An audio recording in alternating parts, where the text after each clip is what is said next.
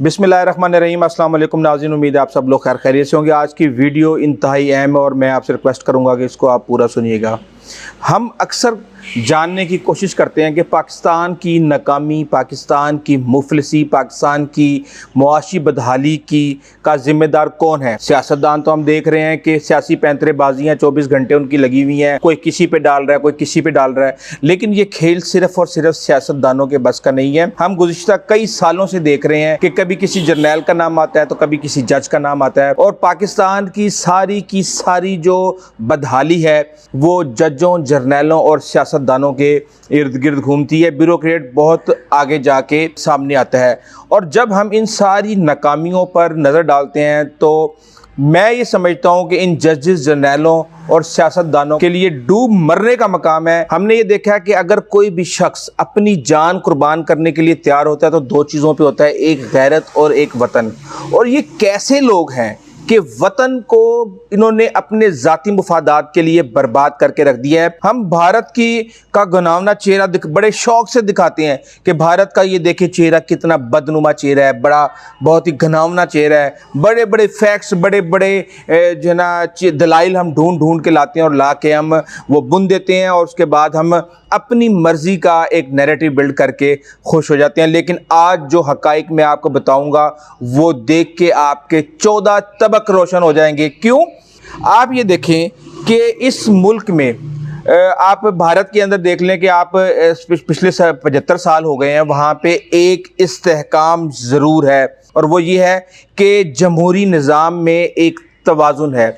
जमहूरी निज़ाम का जो सबसे बड़ा पिलर होता है वो उस मुल्क का वज़ीर आज़म होता है, और हम ये देख रहे हैं कि भारत के अंदर, मुल्क के वसी तर मुफादात के अंदर, चाहे सिविलियन अदारे हों, चाहे अस्करी, चाहे अदलिया, चाहे ब्यूरोक्रेसी, वो सब मिल के कभी भी अपने मुल्क के मुफादात के खिलाफ कोई फैसला नहीं करते। और पाकिस्तान के इदारों के अंदर हम ये देख रहे हैं कि चाहे सिविलियन हो, चाहे आमिर हो, चाहे अदलिया हो, चाहे ब्यूरोक्रेसी हो, सदर हो, वज़ीर आज़म हो, जिसको मौका मिलता है वो अपने काबू से बाहर हो जाता है और वो अपनी मनमानी करने की कोशिश करता है, और इसकी वजह से एक खींचातानी का माहौल बना हुआ है। कभी हम कहते हैं सदारती निज़ाम आना चाहिए, कभी हम कहते हैं पार्लिमानी निज़ाम आना चाहिए। डॉक्टर भीमराव अम्बेडकर ने 1948 के अंदर एक मसवदा पेश करते हुए आइन का कहा था कि दुनिया का कोई भी आइन कामिल नहीं होता, इसको मुअस्सर और काबिल इस्तेदाद बनाना रूबाए अमल लाने वाले अफराद और इदारों की नीयत और हैयत पर मुनहसिर होता है। अगरचा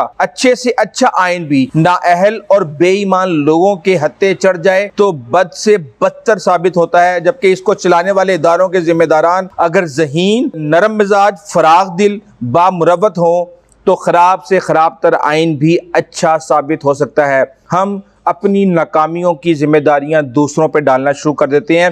हिंदुस्तान में इतना इस्तेहकाम इसलिए है क्योंकि फैसला सिविलियन करते हैं, लेकिन वो फैसला करते हुए अस्करी, अदलिया, इंटेलिजेंस समेत हर एक की तजावीज़ को मद्देनज़र रख के वो फैसले मुल्क के मुफाद में करते हैं। हमने एहतसाब करना है और हर हाल में एहतसाब करना है, चाहे हमें उसके लिए इस्तेहकाम की कुर्बानी ही क्यों ना देनी पड़ जाए। एक मैं आपको एग्जांपल देता हूँ। भारत के अंदर नरसिम्हा राव का नाम आपने सुना होगा।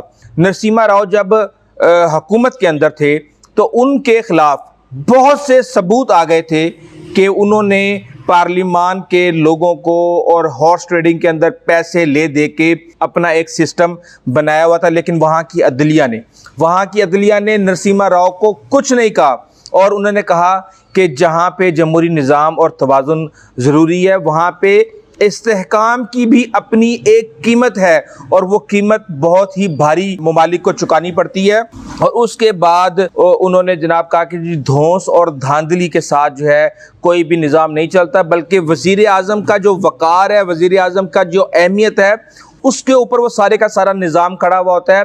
और अगर किसी भी वज़ीर आज़म को आप अदालतों के चक्कर लगवा के, उन्हें जलील करके, उन्हें रुसवा करने के बाद आप उनसे कहें कि जाएं जाके आप जिस मैंडेट, जिस मंशूर के ऊपर आप वोट लेके आए हैं, जाके वो मैंडेट पूरा करें, तो ये कभी भी नहीं होता। ना इंतज़ामिया उसकी बात मानती, ना ब्यूरोक्रेट उसकी बात मानते, ना इदारे उसकी बात मानते, और वहाँ पर सारे का सारा सिस्टम जो है कोलैप्स कर जाता है। एहतसाब लाजिम है, लेकिन इस्तेहकाम की कीमत पर किसी भी सूरत ये चीज़ नहीं होनी चाहिए। अब मैं आपके सामने कुछ फिगर्स रखता हूँ कि पाकिस्तान को इसकी क्या कीमत चुकाना पड़ी। 1970 से पहले के एदाद व शुमार, आप बेशक पाकिस्तान के अंदर उस वक्त भी इस्तेहकाम नहीं था, लेकिन उस 1970 के एदाद व शुमार आप उठा के देखें तो पाकिस्तान और भारत के अंदर एक हैरान कुन फिगर्स मिलते हैं जो कि पाकिस्तान के हक में थे। अब अगर आप देखें कि हम कहते हैं जी भारत बहुत बड़ा है, कितना बड़ा है? पाकिस्तान से 5 गुना से ज़्यादा और 6 गुना से कम दरमियान में ये आता है, यानी 5-5.25 गुना आप कह लें कि लैंड के हिसाब से, आबादी के हिसाब से भी अगर वो 1 अरब 38 करोड़ लोग हैं तो 24 करोड़ लोग हम हैं, 5-5.5 गुना ज़्यादा उनकी आबादी है। लेकिन अगर आप ग्राउंड्स के ऊपर आप उनकी मईशत के हवाले से अगर आप उनके फैक्ट्स देखें तो आप हैरान रह जाते हैं कि पाकिस्तान के इस वक्त जो फॉरेन रिजर्व्स हैं वो $10 बिलियन हैं, जिसमें से $3 बिलियन सऊदी अरब, $2 बिलियन यूएई और तकरीबन $2-3 बिलियन ही चाइना के हैं। कहाँ 600 बिलियन और कहाँ 10 बिलियन, और वो भी मांगे तांगे के। उन 10 बिलियन को अगर हम 5 गुना ज़्यादा करें तो 50 बिलियन बन जाएगा, 60 बिलियन बन जाएगा।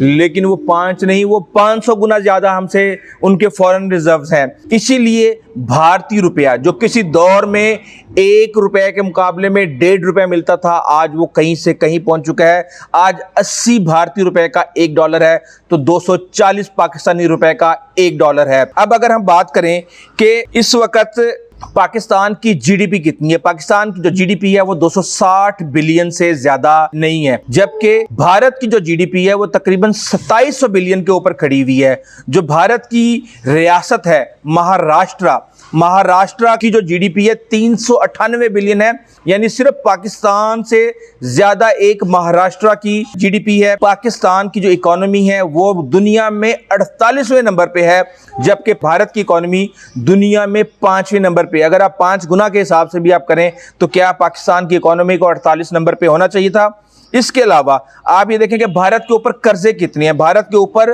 $620 बिलियन के कर्जे हैं, लेकिन उनके अकाउंट के अंदर $600 बिलियन पड़ा हुआ है। पाकिस्तान के $117 बिलियन के कर्जे हैं, लेकिन पाकिस्तान के रिजर्व्स के अंदर 10 बिलियन भी नहीं पड़ा हुआ, और वो भी मांगे तांगे का है। मसला ये है कि पाकिस्तान की जो आवाम है वो भी एक तरह से सेंसलेस हो चुकी है। लोग ये सोचते हैं कि कोई किसी को इतनी दफ़ा भी बेवकूफ़ बना सकता है कि 3-3, 4-4 बारियां ले चुके हैं। इमरान खान अभी हुकूमत करके गए हैं और उन्होंने फिर पूरे के पूरे पाकिस्तान को अपने बयानिए की लपेट में ले लिया है। लोग तरक्की करना चाहते हैं, लोग चाहते हैं कि हमारा मुल्क आगे बढ़े, लेकिन किसी को ये नहीं पता कि कैसे। और ये मुल्क, मैं आपको बता दूं कि सिर्फ 2 तरीके हैं, मेरी नज़र में 2 तरीके हैं। एक, आपके सिस्टम को जब आप सिस्टम के अंदर घुसेंगे, आप कहेंगे जी डूब रहा है, जी पंजाब डूब रहा है, जी पाकिस्तान का सबसे बड़ा सूबा डूब रहा है, इंटरफेरेंस करें। इंटरफेरेंस नहीं हो सकती।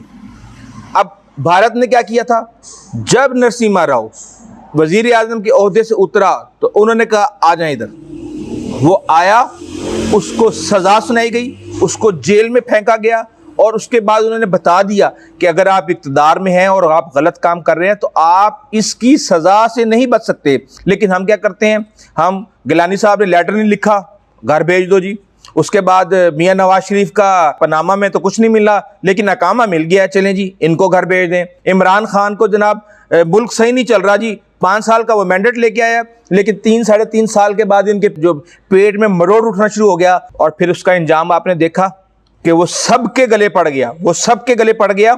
अब ये साबित करने के लिए कि इमरान खान वाकई अहल है या नाअहल है, आपको उसे 5 साल मजीद देना पड़ेंगे, वरना 4.5 साल वो ले लिए थे उसने, आपको सिर्फ 1 साल बाकी था जिसमें आपने ये साबित करना था कि वो अहल है या नाअहल है। बात ये है कि वज़ीर आज़मों को घर भेजना छोड़ दें, या जमहूरी निज़ाम चलाना है तो तरीके से चलाएं, एक दूसरे के ऊपर एतबार करें। यहाँ पे ना सियासी लोग मिलिट्री पे और अदलिया पे एतबार करने के लिए तैयार, ना अदलिया और मिलिट्री सियासी लोगों पे एतबार करने के लिए तैयार। मुल्क के फैसले करने हैं तो वो फैसले इतनी बदएतमादी की फ़ज़ा में तो नहीं हो सकते। इसी तरह अगर खींचातानी का माहौल गर्म रहा तो फिर पाकिस्तान का इंजाम आप बेहतर तरीके से जान सकते हैं। आज तक के लिए इतना ही। आइंदा नए टॉपिक के साथ, नए इश्यूज़ के साथ आपकी खिदमत में हाजिर होंगे। जब तक के लिए इजाज़त दीजिए, अल्लाह हाफिज़।